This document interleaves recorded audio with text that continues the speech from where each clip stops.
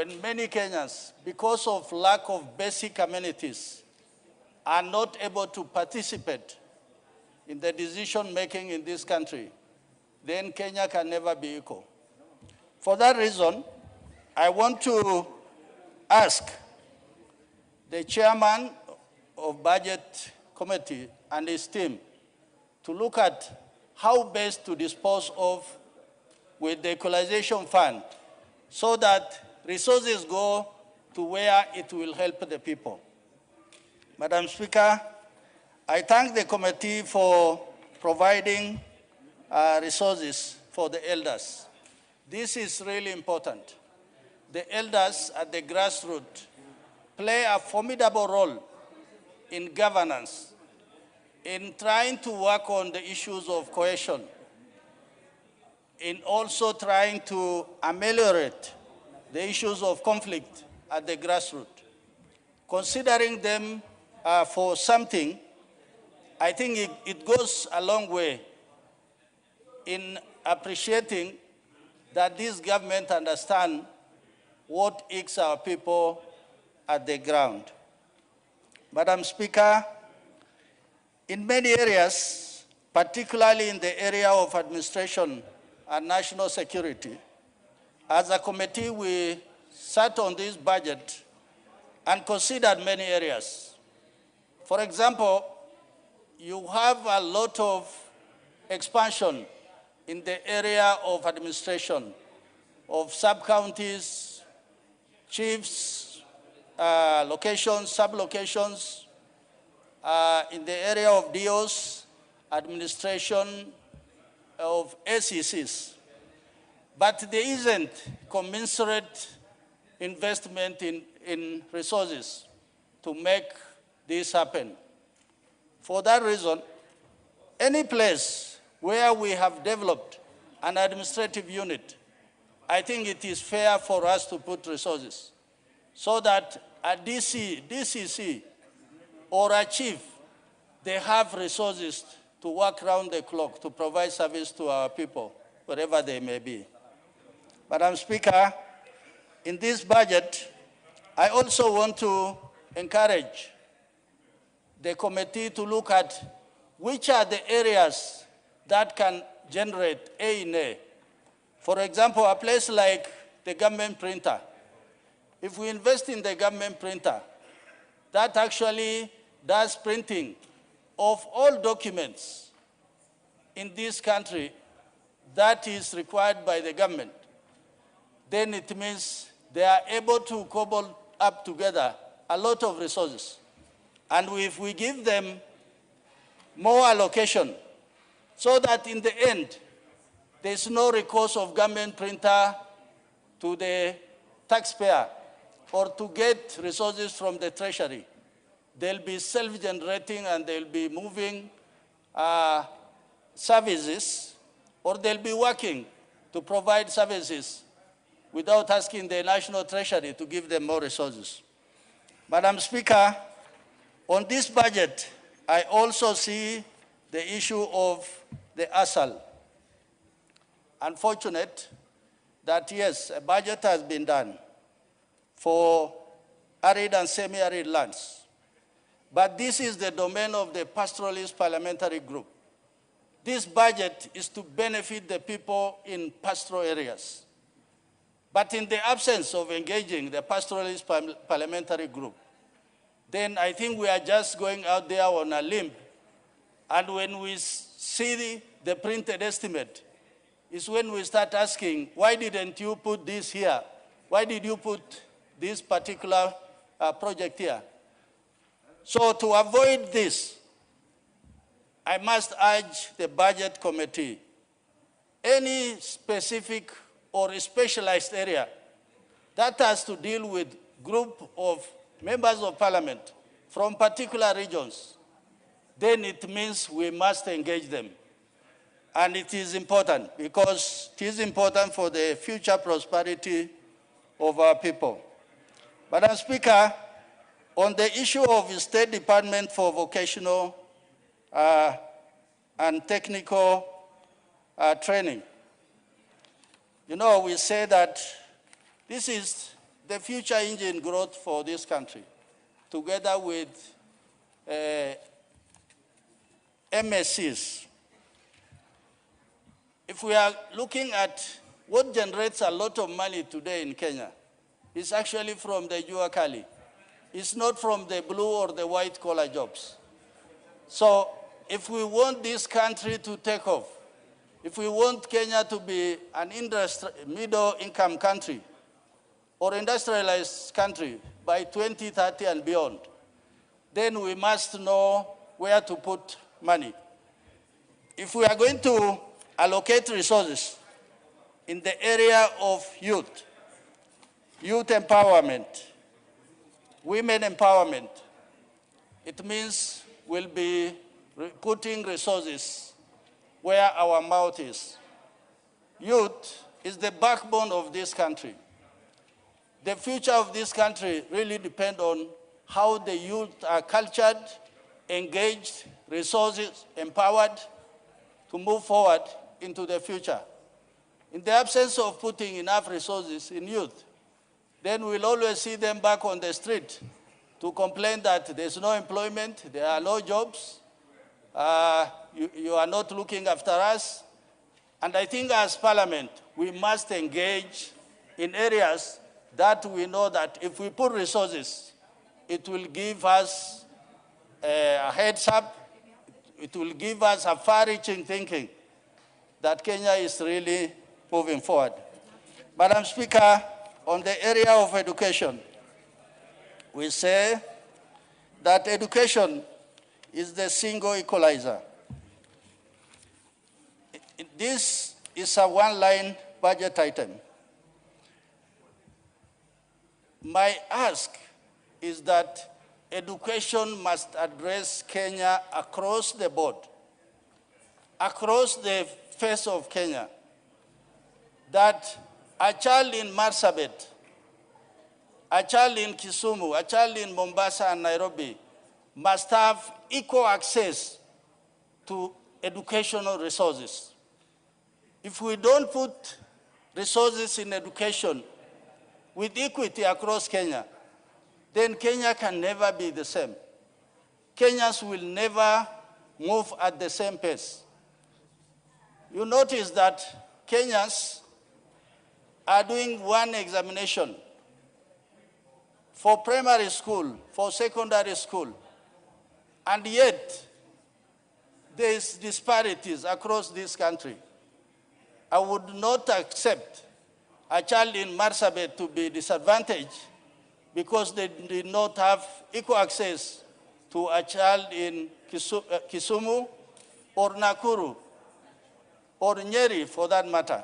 For that reason, Madam Speaker, when the Department of Education, particularly basic education, is going to lay the resources across the face of Kenya, I think if it is a shilling, it must reach everywhere. Finally, Madam Speaker, I come from a livestock region. Livestock, for us, it's everything. It is our economy. Our people depend on the growth of livestock to sustain their lives. Madam Speaker, for too long, as a country, we have not put much resources or much serious thinking in the area of livestock. And that has disadvantaged large swaths of the Kenyan population, particularly in the ASAL and the arid and semi-arid lands. For that reason, there is an opportunity for this government to look at the success of every region in this country will contribute to the national kitty. And to that end, the Livestock Board in the Department of Livestock must be activated, must be resourced, and they must move around the ASAL to make sure that the counties are able to put their little resources into livestock so that the livestock farmers across Kenya can be benefited and they are contributing to the growth of the Kenyan economy. And my final issue is about the ease of doing trade. Recently, during our visit to the Malaba and Busia border post, we saw that across our neighbors, they have good housing. They are well resourced. But when you come on our side, you ask yourself, what is happening? Why are we not putting enough resources? And yet one stop border post is for doing ease of trade across national borders. And for that reason, my request is if the Ugandans or the Ethiopians, the Tanzanians, are able to do something positive on the other side of the border, then the Kenyan side must mirror the same. On the issue of security, I think the chairman has alluded to that point.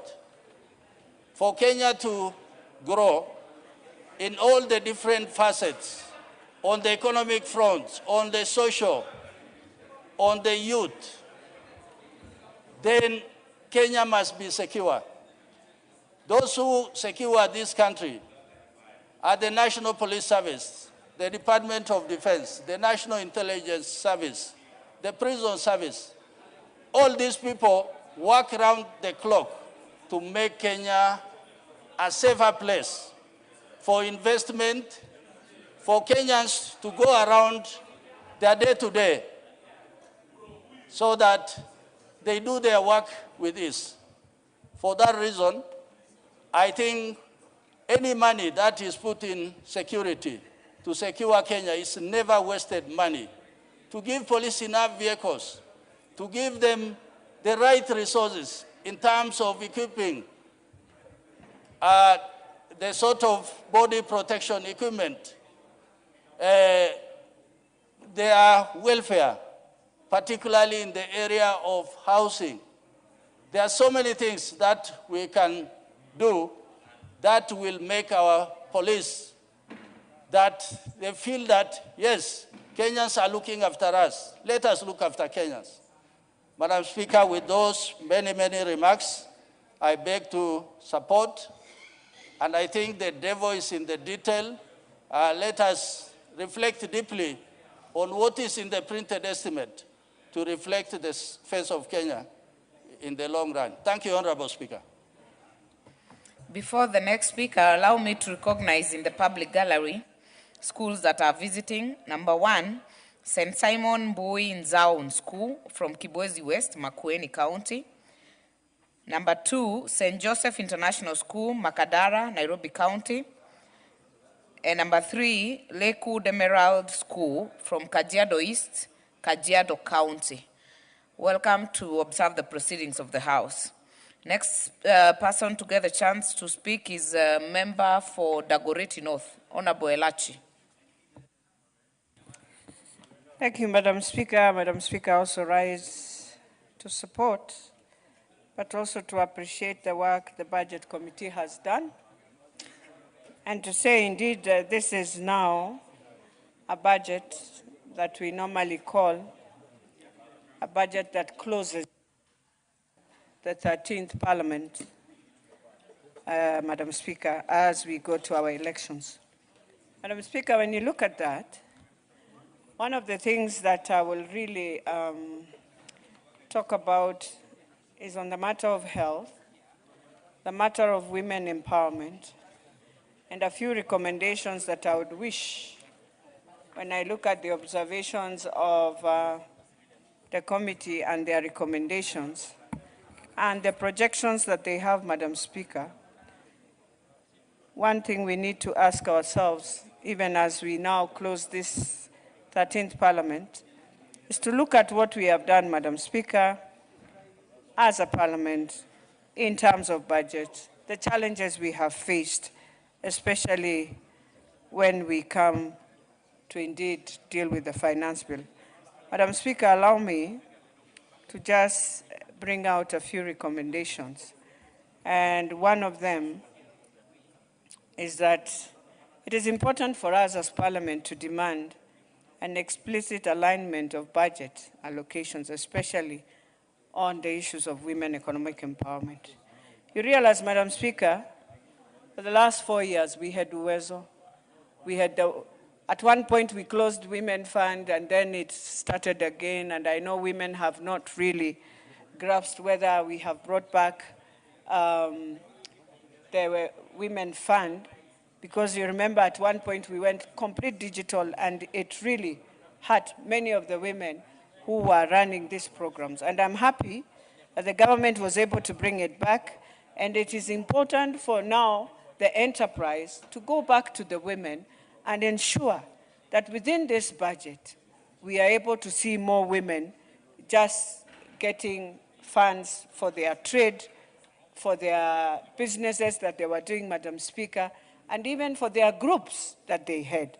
Madam Speaker, the other thing we need to look at is we review the performance and redirect resources towards higher impact programs, and also to look at our health sector. I know we have SHA. I know we have really tried, Madam Speaker, the enrollment, but still, I know it's very low. This House, one of the things we must be doing with this budget is to try our best, even in our NCGDFs, to ensure we register more of our people, those who can't afford to have at least a SHA that can really stand for those families. And this we must do within this financial year. And Madam Speaker, if we look at the things that the budget is now looking at, I see most of the resources have now gone back to our disciplinary forces. They're the ones taking the higher allocations. We have education, yes. We are hoping that every child, as we go now, will have the chemis, which used to be the NEMIS. We are hoping, so that capitation is done in the correct way. And you find that in some schools today, we still have children who are there, but they don't have capitation because they don't have the chemis or whatever the now government is calling it. I called it NEMIS, I still call it NEMIS. That every child must have capitation, so that we find ourselves in every school, that every constituency in this country will appreciate that they receive capitation, especially in the junior secondaries that we have. We want to see also in education the issue of books. Yes, we are giving a whole huge budget to the Ministry of Education, but then we need to ask ourselves whether we are also looking at the standards in terms of, do every school have these books? Every constituency, the schools that we have, do they have? Are they sharing? What can we do to ensure they have these textbooks? And the other thing we have to ask ourselves, even as we move, is when you look at your confirmation of your JSS, you have now 20 intern teachers to be permanent and pensionable in terms. And then you have a promotion of at least 30,000 teachers and implementation of the second phase of the 2025-2029 collective bargaining agreement, CBA. So you realize the education sector, Madam Speaker, takes quite a number of key things. And I'm hoping even for the teachers, for everyone, we are doing this for the sake of our children. Because one of the challenges we face, Madam Speaker, even as we do all this, is that you find we assume it is just a job. You enter into a school, when you look at the children, you feel a bit sad. And so I want to plead also with the teachers. You are there because of the child. If a child was not there, then there was no need of employment in a school. So take care of the children. Be there. Some of the children, Madam Speaker, will just wish counseling. I've realized, Madam Speaker, and I will tell you, and I won't tell you the name of the school, but I can tell you, Madam Speaker, we decided to bring 100 counselors in a school. And the issues the girls were raising, you listen to them and you realize there is need, absolute need, of parent-child friendship. Absolute need, I want to repeat. Because you hear a child saying, I go home, I have passed my exams. To my parents, they will never see as if it is something. It's like it is normal to them, Madam Speaker.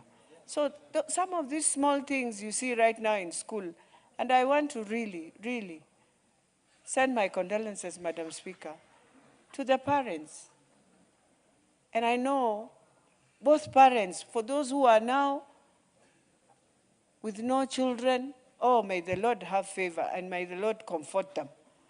But we have those also who their children now are facing the worst, Madam Speaker. They need prayers also.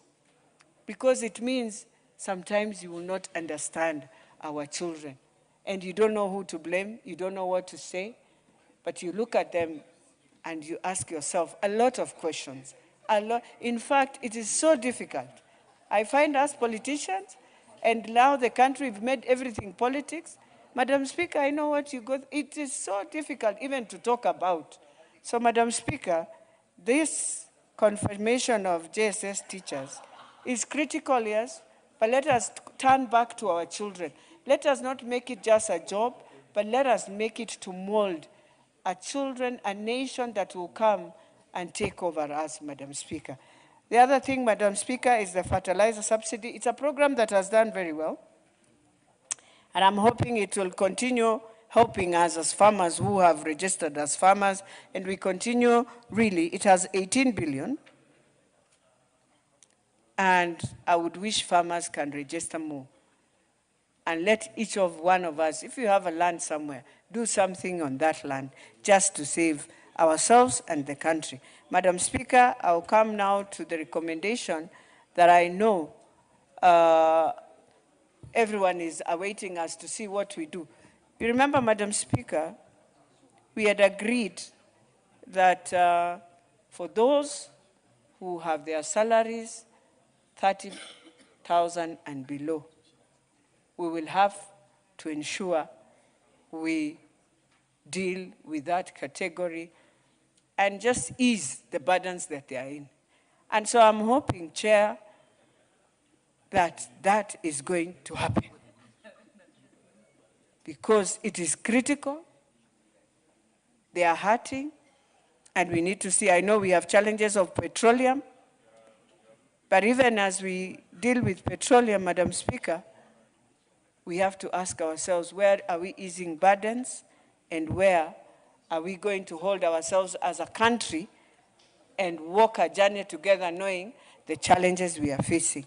Madam Speaker, if the government would wish to ensure that also we move in the same steps, then Parliament should push for an urgent revision in institutionalization and guidelines of gender-based violence.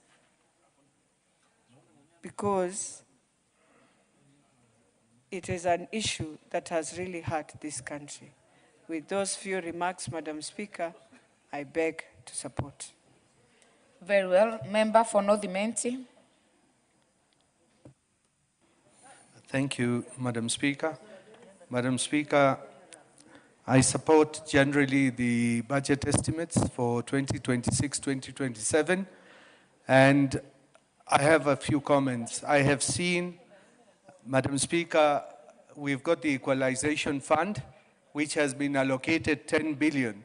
But Madam Speaker, if you go to the record, there is a debt of more than 20 billion which has not been given to the Equalization Fund. So I hope this 10 billion will be forthcoming, because when we were doing an audit of the Equalization Fund under the special funds, and there is a debt which has never been cleared. Madam Speaker, I'm surprised there are a few items here which the Budget Committee deemed fit to remove. The first one would be, do we have less prisoners that they would reduce the rations of 100 million from the prisons department for rations. And I'm just surprised because I know there are more prisoners than we can even accommodate in our prisons. Madam Speaker, the budget for REREC, in one go, it has been reduced from REREC and put to public institutions. About 1.5 billion has been reduced from transformers and put to public facilities. Madam Speaker, I think we need more of this in the energy. I hope the chairman will take note of that.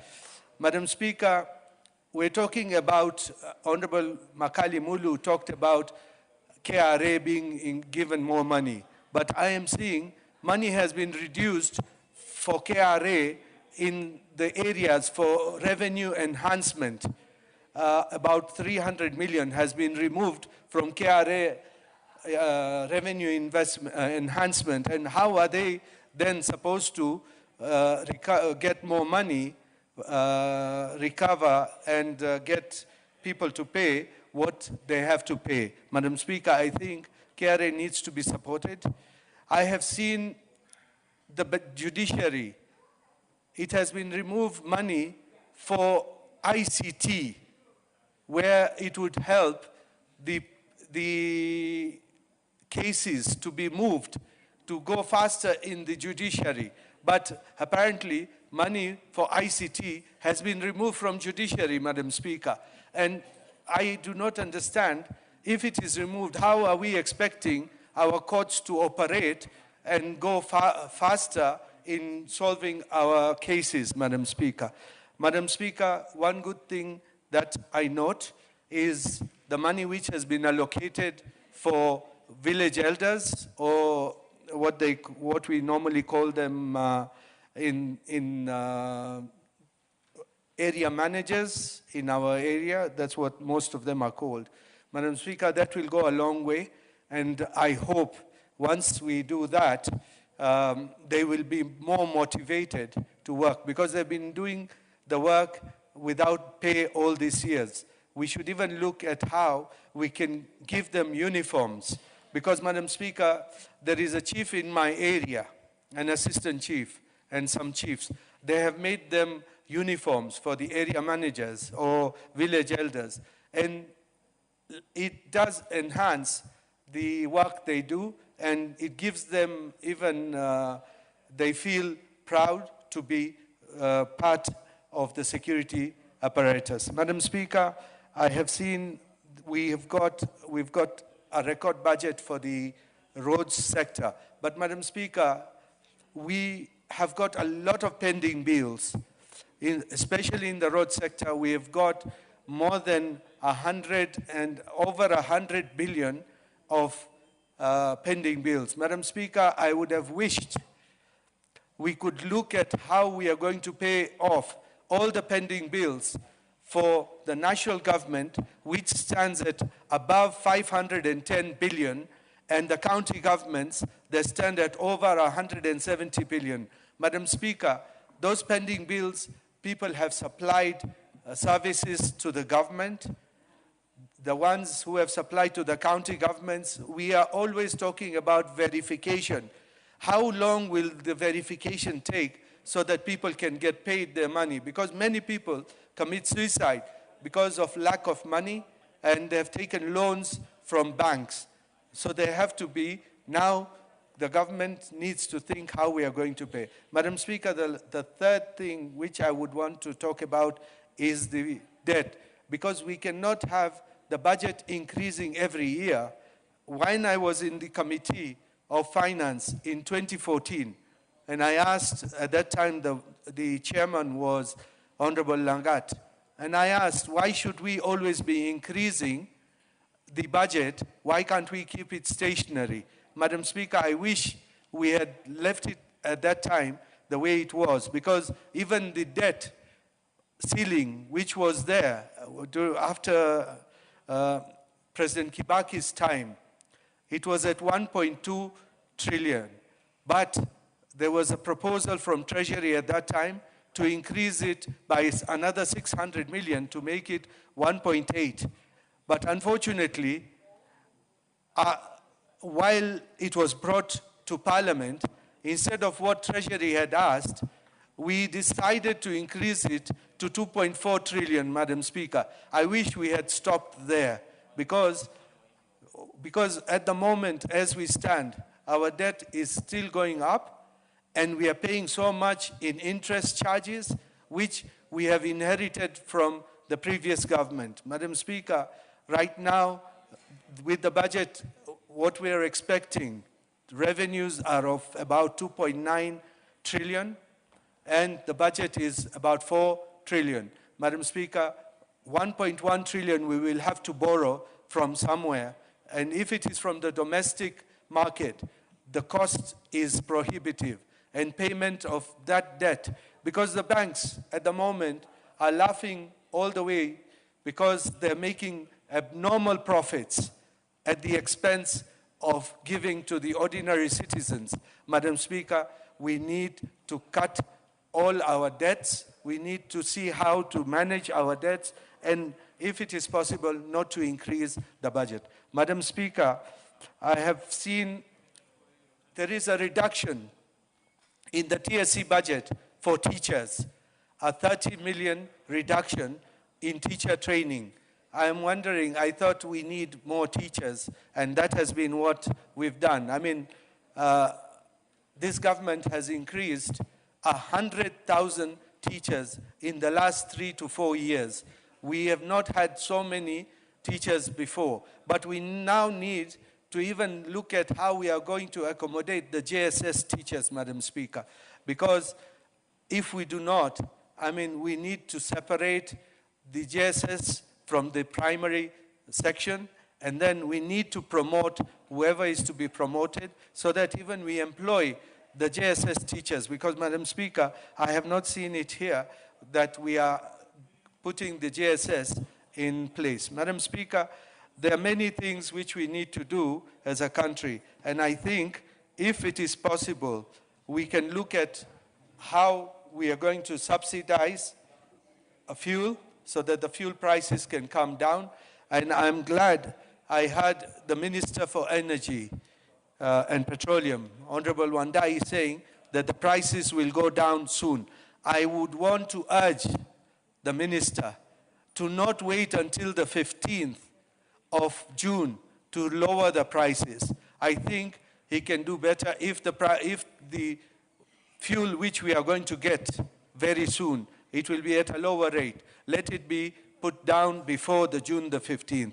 Madam Speaker, I have seen that we are talking about increasing money for indigents. But Madam Speaker, we have reduced the money which is going to the Social Protection Fund. It's going for indigents insurance. So, Madam Speaker, we need to now rebalance and see that our people who are on the social ladder, who are lower, they can get their money on time and enough. Madam Speaker, with those few remarks, I support. Member for Marsabit, Naboako.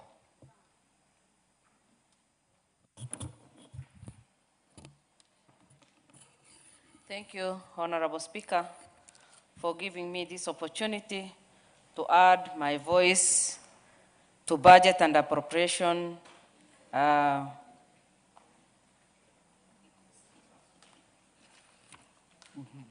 debate, as I confirm that I support the ongoing debate. Honorable Speaker, I have gone through the report. That is why you can see I'm holding this report.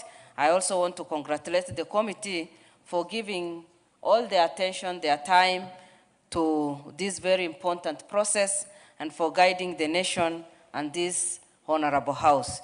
Honorable Speaker, if you go through the report, one thing that comes out is the different areas that has been considered, and especially village elders, because we are all part of the village elders formation, and all of us have benefited from our village elders. In fact, it has excited me. The amount that they will receive may sound small or look small. 3,000 may look very small, but even to just give them air time so that they can be able to communicate to their people and also us, because we all depend on the village elders for one reason or the other. For the first time, our government has done one of the best things to recognize the village elders and also appreciate their efforts. And thus I want to say a big thank you to our president, because he is focused and he considers every part of the country and also all the people who contribute to the growth of this nation. So for the village elders to get at least something from now on, that is encouraging, and ours is just to make sure that we keep improving the policy so that we can also have enough budget that can take care of them. So I'm happy that village elders have been considered for this. Again, when you look at the report, fertilizer subsidy, again, 18 billion has been put there to strengthen food security. Honorable Speaker, the nation that cannot feed its people is not a nation. And for our president to focus on this and also make sure that we have enough food in our stores and also feeding our people well, then that confirms that we'll be able to finance, we'll be able to feed our children, and they will also be able to study, and we will have a healthy nation because of having enough food that can build our bodies and also give us enough income, even locally, and sometimes we can even be able to export some of the food if we produce enough. So that is also very good, so that at least our farmers can be able to produce enough food for our country. Again, Honorable Speaker, under road infrastructure, we have put some substantial amount of money because every part of this country is benefiting from that. And I want to congratulate His Excellency the President and the ministry, because they are focusing. The past pending bills have been paid, and right now new areas or identified roads are done, and done in a good way. And for us to put enough money there, then that confirms that we are growing and growing very well. Honorable Speaker, again, rural electrification is another area, the last mile connectivity.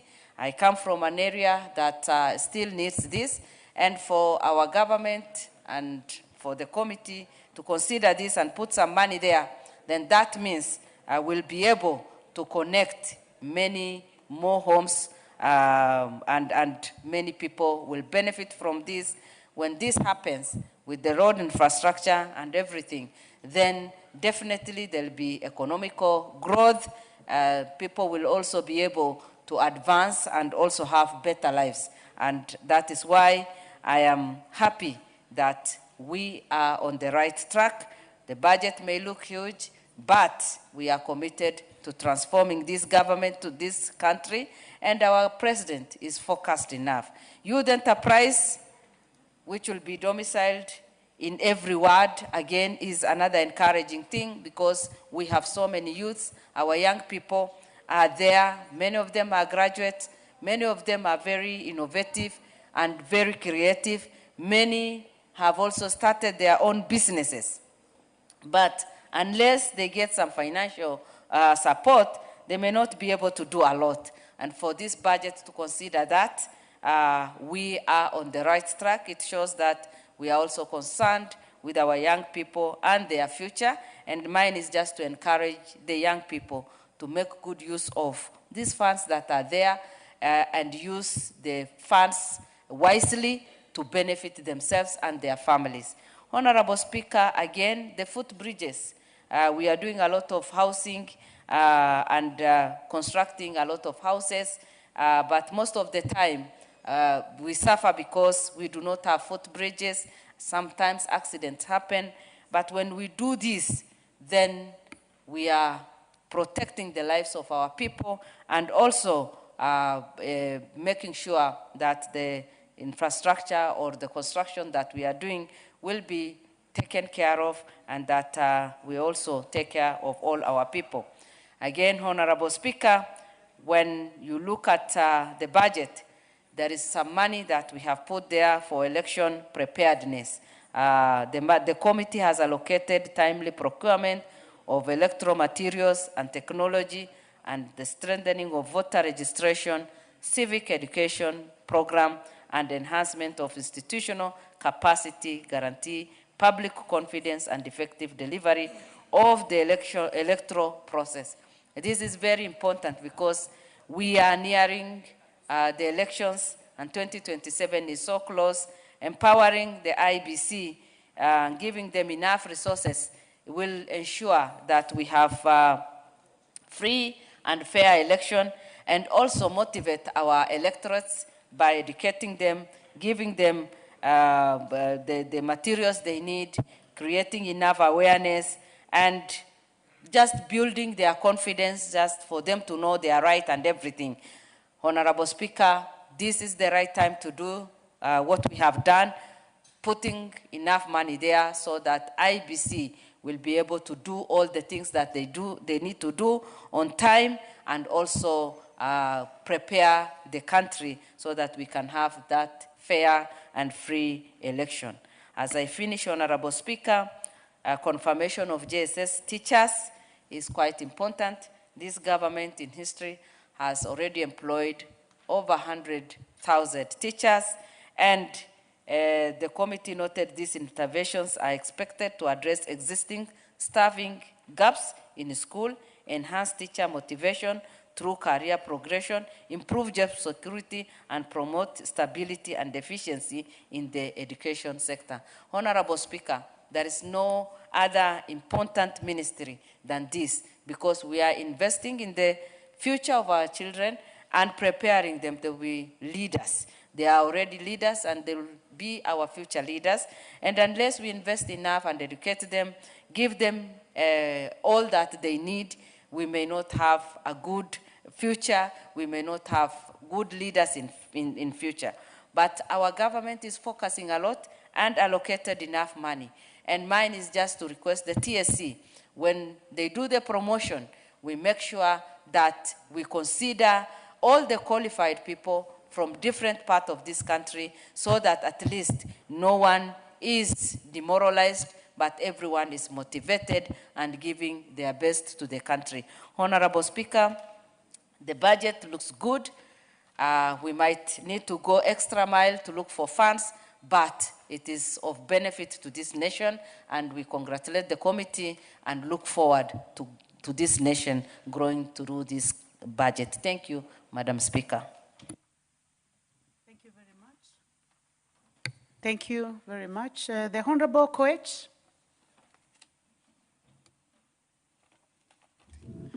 Thank you very much, Honorable Speaker. Let me also add my voice to this budget estimate 26-27. I'm not going through the entire document, but I must say that the Budget Committee, I must allow the Budget Committee for very job well done. A team that is chaired by my very good friend Sam Atandi has done a very good job. A budget of 4.8 trillion, Honorable Speaker, is just not about numbers. It is about the real transformation that this country needs. It must interpret into development. It must be seen to be going down to the people in terms of development. And I've taken time to look at the budget. And I must say that the areas that we've always wanted have largely been covered, particularly the issue in the teaching sector. I want to confirm, and I'm very happy today because every member in this House has received a message from teachers, and confirmed teachers, the JSS teachers, that have always been sending us messages that kindly please create budget for us so that we can be confirmed. And in this estimate, there is good news. There is a budget line for them now, and it means that all the JSS teachers will now be confirmed. Those that have been on temporary basis will now be confirmed because there has been allocation towards that end. What does that mean? It means that our teachers, the ratio of teacher to student will now significantly reduce, making it very important in the teaching fraternity so that we have students who have a lesser, who have teachers are able to cater for the numbers of students that we have. And I must thank this administration, the William Samoei Ruto's administration. Having 100,000 teachers employed in the space of the last 3 years is not mean feat. It is the highest number, the biggest number that has ever been achieved since independence. We have combined the numbers of all the previous administrations and even surpassed it by the recruitment of more than 100,000 teachers, and now subsequently confirmation of all the JSS teachers that had been employed on a temporary basis. In terms of healthcare, particularly the primary healthcare, there is an additional fund, an improvement of fund. I must mention, Honorable Speaker, that if we members of Parliament are able to utilize this fund, we have issues, particularly in healthcare. And this is going to give a boost into SHA. We, as members of Parliament, all the time, have become a mobile social welfare. We contribute to fundraisers. We contribute because of diseases and people getting sick, and because of cost of hospitalization. Many of them die when they are not even supported. Now that there is an injection, an increase in the allocation to the primary health care, I think it will now give a boost to the healthcare of the citizens of this nation. We will have a healthier population. We will have a reduced stress on our hospitals, which significantly means that even our economy will improve. The other issue that I wanted to mention was the Nyota program. I know critics will have their say, but let me say this, Honorable Speaker. The Nyota program is a robust program. It is a huge program. It is a transformative program, particularly for those who have seen what it did in the previous phase of the rollout of this program. It is transformed because people, small entrepreneurs, are able to borrow.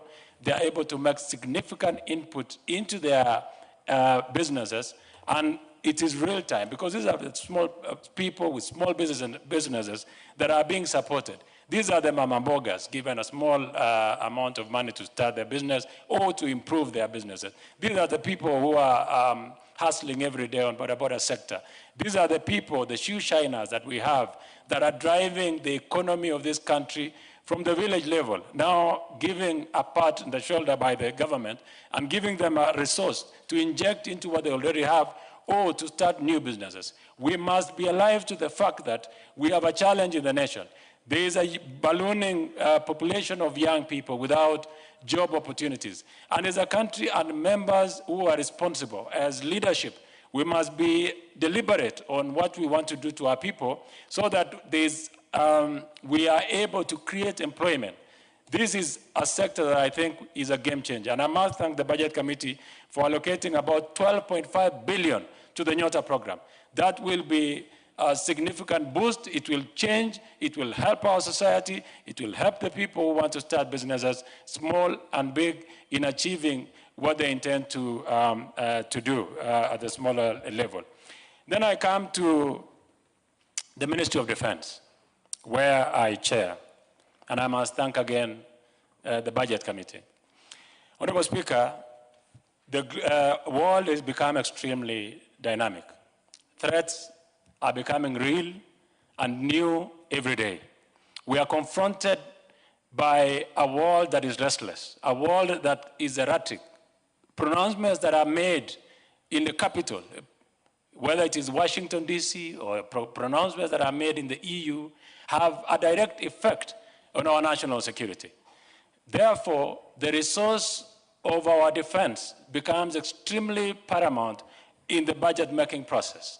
I must thank my committee and the Committee on Budget for having considered the recommendations that we had made as a committee, so that we are able to conform with the reality and the changes in the global security space. I saw many people the other day in Nyanyuki when there was an attempt demonstration in the Laikipia Air Base. You must have seen the machine that was out. That is what we call an APC. That are the new systems, armored personnel carriers that our military have acquired. We will continue, we must continuously make sure that our military, as a defense of our sovereignty, is well-funded, well-catered for, so that it continues to secure our borders. We have, like I said, we have restless neighbors. There is an imminent threat every single day. And as a country, we must not sleep. We must make sure that we resource our military. In fact, as a committee now, the challenge will be, because a lot has been done, to make sure that the money that has been allocated to my committee, we are able to put every coin to account, to make sure that the soldiers are fully kitted. The soldiers have uniforms, the soldiers are fully kitted, and the equipment are up to shape so that we do not experience any incidences. Case in mind is Kenya Armed Forces, Kenya Air Force, sorry. This parliament before have put me in account on the accidents that we've seen before in our Kenya Air Force. I want to confirm to the country that the Ministry of Defense has acquired air defense system, and is also improving on our air defense from the Kenya Air Force. I wouldn't go to the details, but I want to say that today, our Kenya Air Force is more equipped, better trained, and is going to confront any challenge that might face them or threat that might face them soon or in future. Honorable Speaker, I must also say that in terms of our intelligence gathering, the National Intelligence Service.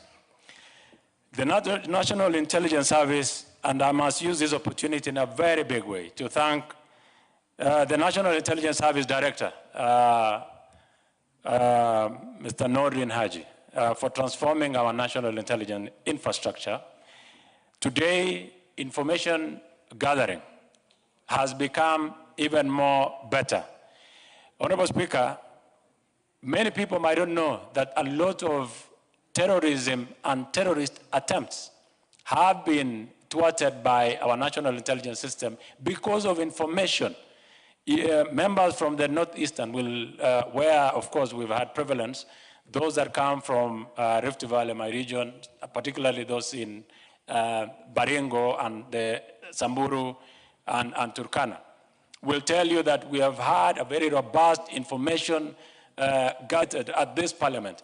But National Intelligence Service have been at the forefront. And from when we started the onset of this 13th parliament, I can tell you there are very, very few cases of successful penetration by the terrorists and terrorist attempts in Kenya, merely because we've continued to resource our National Intelligence Service so that they can improve and increase the number of the workforce of officers in our National Intelligence Service, buy more sophisticated technological equipment that is used and advanced, that is used to gather information, to collect information, and to transmit information. That I must thank the honorable colleagues and the Committee on Budget for seeing it better again to resource it.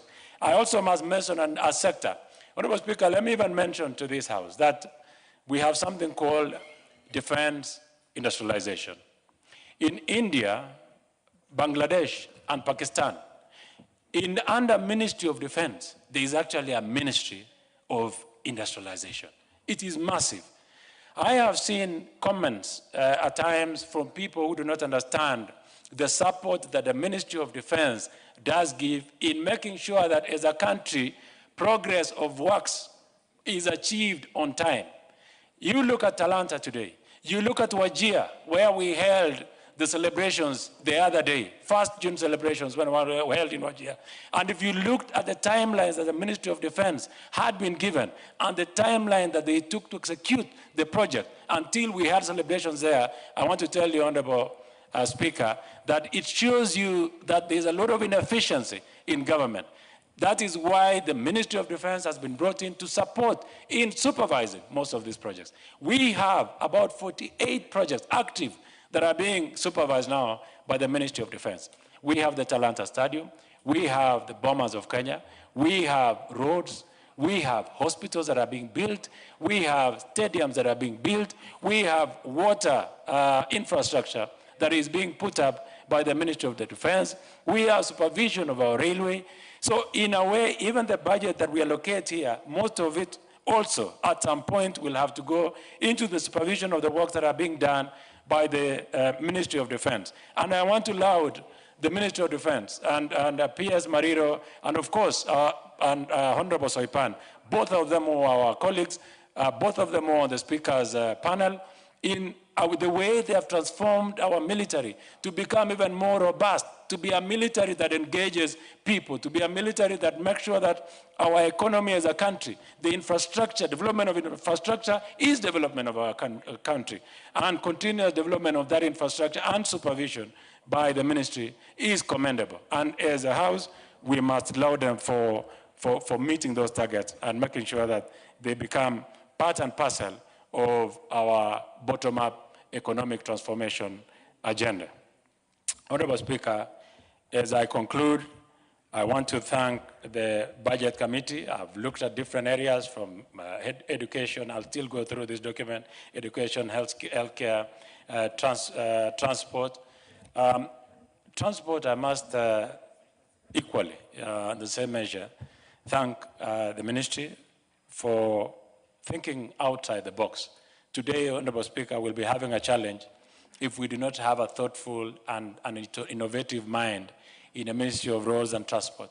That today, beyond our normal budget, our normal revenue, and the direct injection of capital into the sector, they have become extremely innovative, and now they have explored the securitization model to be able to fund some of the infrastructure that for many years had not been developed.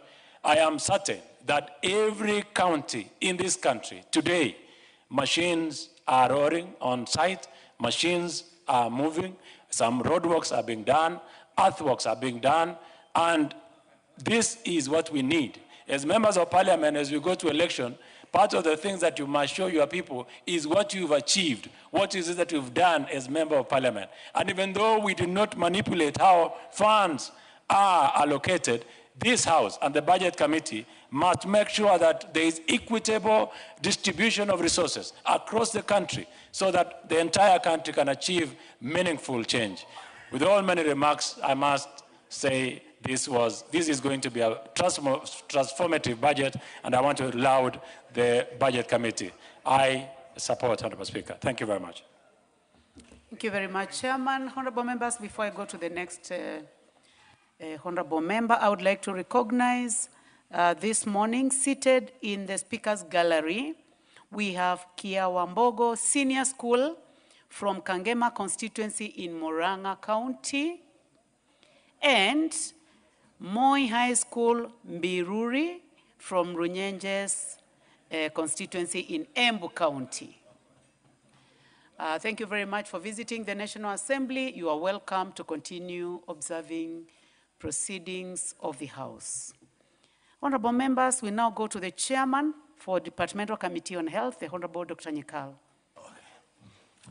Thank you, Madam Speaker, for giving me this opportunity. Madam Speaker, as I rise to support this budget, I'll only make comment on 3 areas that I think are important. Money has been put, but we may have to do a little more. Starting with the area of education, as you have already seen, actually it has got the largest share of the whole budget, but we still have issues there, and I think the main thing is there is harmonization of policies. We have so many policies that have come up, and the university funding, which is there, competence-based education, which is there, capitation processes. I think these are all great ideas and are rightly funded, but the issue is the efficiency with which they are being implemented, I think, is being hampered by there are many and they are not harmonized. I think if we have to harmonize them, I think we'll get a better result for the more money we have put there. If you look at the problems we have in education, like the unfortunate fire problem we had, and I must pass condolences to those families. You know, Madam Speaker, how can a child take a matchbox, strike it, and pop paraffin or whatever, and light a mattress where a colleague is sleeping? We must think what is happening in our country. So with issues like that, I think the more money we put there, but it's better, but we look at processes that are going in there. The next, Madam Speaker, I want to talk about is the youth empowerment. Again, this is one of the biggest challenges we have, empowerment of the youth. I am happy that money has been put there, but one thing again that is important are the structures. And what has actually made me feel a little better with this budget on this, they have actually put money to operationalize constituency youth offices. We have all these programs. We have the Youth Development Fund. We have the Nyota Fund. We even have the Hatzler Fund. But I don't know, in some constituencies, maybe things are different. But in mine, you don't get a structure that follows this money so that you can know the people who got into the Nyota program, the people who are trying the Youth Development Fund, even the Hatzler Fund. Who do they link with? You need a lot of structures in place to support these young people when they have got the money. Even the training programs they have now, who is following up if you do not have officers at constituency level? The amount of money we give out should actually, in a way, be related to the amount of money we spend on the operationalizing them and supporting them. I think that is extremely important as we put money there. Lastly, I'll make a comment about health. I know, and I appreciate the budget committee, that the proposals we put from the health committee actually have come through. Primary health care fund, the increase from 13 to 19 billion is extremely important. People have issues with SHA. Some are saying it doesn't work, some are saying it's working. But the problem is actually simple and straightforward, and this will help it. A lot of people, 30 million people, have now registered under SHA, but only about 5 million have actually paid the premium. But why are we registering them? So many, if they are not covered under the premium? Because we have the primary care fund for which they do not have to pay a premium. And if we increase this money, which is going to support level 2, level 3, and even some outpatients in level 4, that will go a long way, because for that, people do not have to pay a premium. So long as you have registered, you will get the service.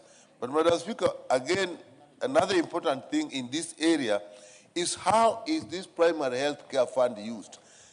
It's actually disbursed directly to the facilities through the Facility Improvement Fund, and that is now under the management of the counties. We have a problem there.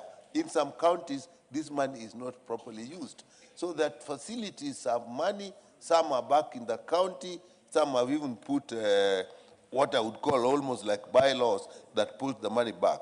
So this 19 billion, if we improve the utilization through the Facility Improvement Fund, and the counties actually strengthen level 2 and level 3 using this money.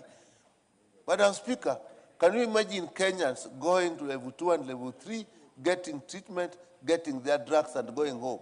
That is a huge change, and it is possible with this 19B that has been put. And if we do that, then it will actually take off the hit on social insurance fund, which is the shift, and we'll see a marked improvement. At the same time, we have put in money on KEMSA, 20.9 B. That's a lot of money. And again, if the distribution of drugs using this money works well, and the facility improvement funds, if you can get a situation where in our primary care facilities, the primary care network, level 2 and level 3, people actually get drugs, not just being seen and told to go and buy drugs. That would work, and that is why KEMSA is actually being funded at this level. Again, the link between KEMSA supply and the county is important, because sometimes counties actually don't pay KEMSA once they have been supplied. So that if that doesn't work, then every year we'll have to put large amounts in KEMSA. While the design was that it should be like a rolling fund, so that if you put money and the counties buy, then KEMSA really doesn't need to be funded every year. But if you look at the debts that KEMSA have, basically it's government, from the Ministry of Health for distribution and storage, and from the counties that do not pay when KEMSA has delivered. And we have found that in counties where actually KEMSA is paid and drugs are delivered, we find that even facility improvement fund works better. So that's an area we should really spend that money properly. The UHC staff, again, this is a problem we have had. And last budget, we actually put money. They were supposed to be now taken on permanent and pensionable. But again, the arrangement between the county government and the national government did not really work out. Now we have put this money again. Now it is actually going to go directly to the counties. We expect that now they should take up the UHC workers. And I'll call upon the county government. Take the people who have been there, who have been working on contract terms. Don't employ new people, while what motivated us to put this money was to put these people on contract terms. Madam Speaker, also the supply of global fund for malaria, TB and HIV, 18.5 billion. This is welcome, and again, our committee is thankful to the budget committee, because this is an area that for a long time has been funded by the donors. And we know the donor funds are dwindling, and if we do not keep up and put more funds, we are going to have problems on those key areas. And this is an area we are suggesting, and I've not seen the recommendations, that actually the areas, key areas in health, like the global fund and vaccination, the money should actually be ring-fenced, so that even during the supplementary budgets, we do not touch them. I've noted, Madam Speaker, again, with a little bit of satisfaction, that we have put a little more money in Kenyatta National Hospital. But this is just one. All these level 6 facilities, Kenyatta National Hospital, Moi Referral, Kenyatta University, they have a big problem of personnel emolument. Because when we started, and there was anticipation that with the working of SHA, they will actually raise a lot of funds, which they should. But that has not worked as well as we wanted, and so we reduced their personnel emoluments. But the basis on which we reduced them has not actually come to fruition. So they are facing a lot, and again, this is an area we asked the budget committee if they could add more money for personal emoluments in our level 6 hospitals. With that, Madam Speaker, I do support this budget. Thank you very much, Chairman. The Honorable Wamboka. Thank you, Honorable Speaker. I'd like to appreciate the work that has been done by my good friend, Honorable Tandi, into this. But, Honorable Speaker, I want to underline a few issues that are of importance to our country. Since where we've come from as a country, from 1963, honestly speaking, the least we expect as a country is that we have free primary education, free secondary education, and free university education, Honorable Speaker. Education is the foundation of any society. But Honorable Speaker, looking at the way the trends that have been happening in this country, education is not funded enough, Honorable Speaker. The other day, when the President was saying they have released capitation, Honorable Speaker, in our dismay, they had released only 95 shillings per student, Honorable Speaker. Those are peanuts. We want to encourage this government to ensure that primary education is free, Honorable Speaker. Provide enough money. Provide enough money for teachers, Honorable Speaker. Provide enough money for infrastructure. When we get the stories of fires that, like the one we had in Nakuru the other day, it is not a good story. You could see, Honorable Speaker, that students were even sleeping in corridors. There were beds on the corridors, Honorable Speaker, which makes it very difficult for students even to escape when these fires come up. We want the government to prioritize education of our children in this country, Honorable Speaker. Provide enough monies for infrastructure. If you give a teacher, a head teacher, 95 shillings per student, for how long can a student depend on 95 shillings, Honorable Speaker?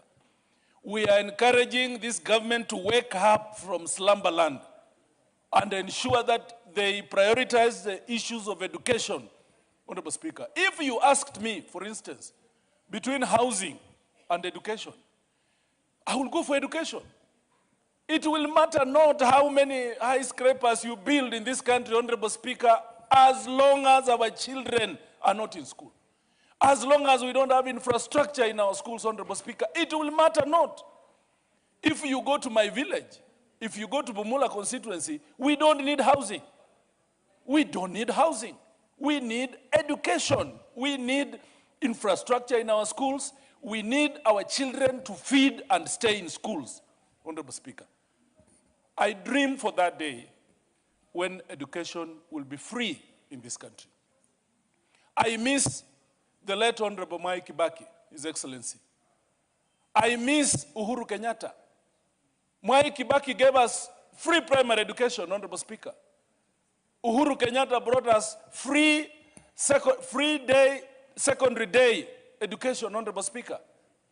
This government must do something. They must have a signature on the education of this country, Honorable Speaker. We want to encourage this government to go out of its way to ensure that they prioritize matters of education. Teachers, JSS teachers, we have 44,000 teachers, JSS. I've looked at the budget, they're only accommodating 20,000 teachers, Honorable Speaker. I want to beseech this government that why do we take our students to school if we cannot absorb them? Did I hear a point of order from the chairman? No. Please proceed, Chairman. Chairman, Budget and Appropriation. Thank you, Honorable Speaker. Honorable Speaker, the Honorable Wamboka is my good friend. I just wanted to correct him that only JSS teachers who are going to be confirmed and those that have served for 2 years. The arrangement is that every 2 years we confirm JSS teachers. And therefore, the amount of money we have in the budget is sufficient to confirm JSS teachers who have served for 2 years. Therefore, there's nothing out of order on your point. Thank you. Honorable Wamboka, please proceed with your debate without misleading the House. Make sure that you have read the report so that you are able to debate based on facts. Honorable Speaker, we have 44,000 JSS teachers who are not employed. I agree with what Honorable Batandi is saying, that those who are served 2 years are 20,000, Honorable Speaker.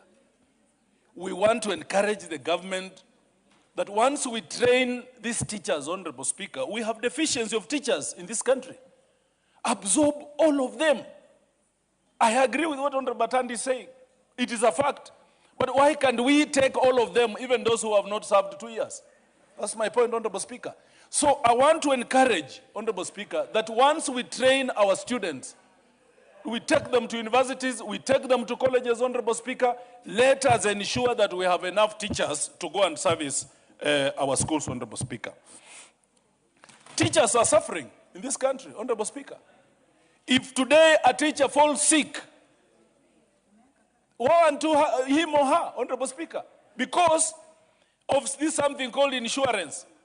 SHA has caused a nightmare to teachers, and I speak for teachers of Bungoma County. The other day, they were being treated at Bungoma West Hospital. It collapsed. Now teachers are hanging. You go to this hospital, SHA is not working. You go to this hospital, SHA has been suspended. Teachers are suffering. Let the teachers go back to their days of dignity where they have an insurance that takes care of their needs without being inconvenienced, Honorable Speaker. Madam Speaker, healthcare of any nation is key to the future of that nation, Madam Speaker. Our hospitals, we want to encourage the government to put more money. Yes, they have increased the budgets for healthcare, Madam Speaker, but we want to encourage them to provide free health care for the citizenry of this country, Honorable Madam Speaker. Our people are suffering.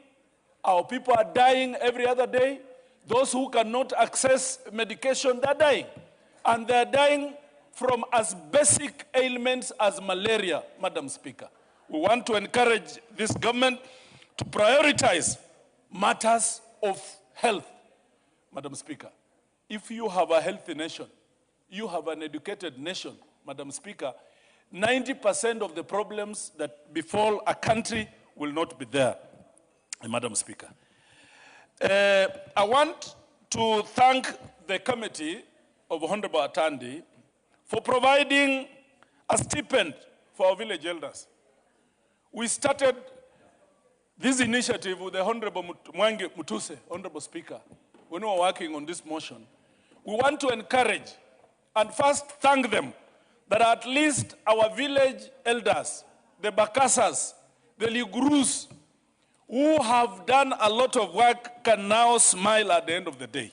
Madam Speaker, 3,000 may not be enough, but thank you. Honorable Atandi, in future, try and ensure that this, because of the economy where we are, this money goes up a bit. And lastly, Madam Speaker, we want regional balancing. We want everyone in this country to feel and believe that they are in Kenya because we all pay taxes. We don't want a scenario where, like I was looking at the road sector, Honorable Speaker, in Bungoma County, the roads that started in 2013 up to now, they have not been finished, and the amounts that have been put are not even sufficient to do 1 kilometer, Honorable Speaker. We want fairness. We all pay taxes. We want a scenario where every Kenyan matters. Every region matters, Honorable Speaker. Honorable members, before we continue, I would like to take this opportunity to recognize students seated in the Speaker's Gallery this morning. Students from St. Angela's Girls' School